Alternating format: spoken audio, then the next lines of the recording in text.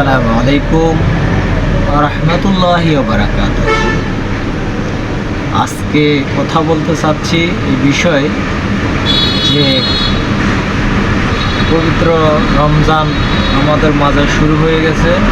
আজকে একটি আমাদের থেকে রোজা বিদায় নিয়ে যাচ্ছে চলমান অবস্থায়।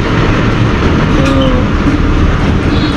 গত রাত্রে তারাবির নামাজ যখন পড়তে গেলাম, দেখলাম কিছু সংখ্যক লোক 8 রাকাত পরে বাইর হয়ে যাচ্ছে, কিছু 12 রাকাত পরে বাইর হয়ে যাচ্ছে। তো যারা 8 রাকাত কিংবা 12 রাকাত নামাজ পড়বেন, আমার মানে একটা কথা আরে তারা আমার মনে হয় পিছনের কাতারে থাকলে ভালো হয়।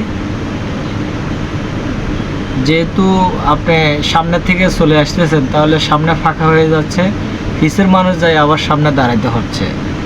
তো অতএব আপনি যেহেতু 8 রাকাত পড়বেন কিংবা 12 রাকাত পড়বেন আপনি তো জানেন, তাহলে আপনি পিছে থাকলে পিছের থেকে চলে গেলেন, কেউ দেখলো না, কেউ জানলো না। তাহলে আরেকজনের দেখা যাচ্ছে যে 8 রাকাত পরে চলে আসতেছেন, আরেকজনের থেকে হয়তো দেখতে খারাপ দেখা যাচ্ছে।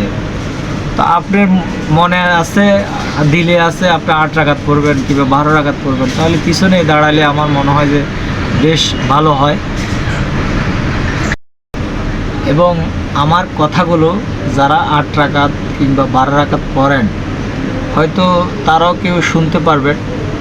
তো যদি শুনিয়ে থাকেন, আমার কথায় মনে কষ্ট নিয়ে লাভ নাই। রমজান মাস পবিত্র মাস এবং এবাদতের মাস, যত বেশি এবাদত করতে পারবেন অত বেশি নিজেই লাভবান হতে পারবেন, নিজের জন্য ভালো হবে। তাহলে আপনি যত বেশি এবাদত করুন ততই এবাদত আপনার। বিশেষ করে আমার কথাগুলো শুনে কেউ মনে কষ্ট নেবেন না। আমি চাচ্ছি যে আপনিও আমার মতো আরও 10 ভাইয়ের মতো ভালো কিছু আমল করেন, নিজের আমলনামা ভারী হবে, নিজের ভালো হবে। এই জন্য কথাগুলো বলছি। কেউ আমার কথায় ভুল ত্রুটি দোষগুণ খুঁজবেন না দয়া করে।